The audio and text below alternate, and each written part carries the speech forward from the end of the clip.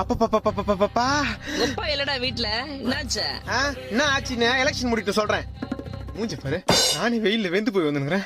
ஊத்துற தண்ணியா? டேய் என்னடா நடுவாசப்புல தலைமையில தண்ணி ஊத்தி நிக்கிறேன்?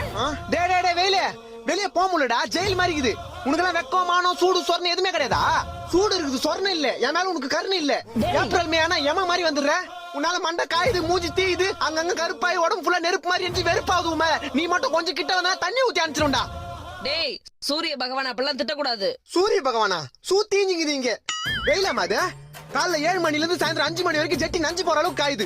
அதான் உடம்புல தண்ணி ஊத்திக்கினேல, சில்லுன்னு இருக்கும் உள்ளவா. இன்னும் எத்தனை நாளைக்கு இந்த மாதிரி? டேய் வெயில் காலம் வந்தா அப்படிதான் இருக்கும். அதுக்கு என்ன பண்ண சொல்ற? 30,000 கூட கொடைக்கானல் போய் ஒரு 3 மாசம் இருந்து வரேன்.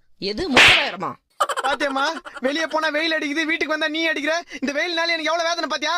ஏ வெயிலே, உன் வெப்பநிலையை காமிச்சல, என்ன வெறுப்பேத்தில. என் அம்மா கிட்டே என்ன அடி வாங்க வச்சல. நானும் மனுஷனா, வீட்டுல ஏசி இருக்கு, ஃபேன் இருக்கு.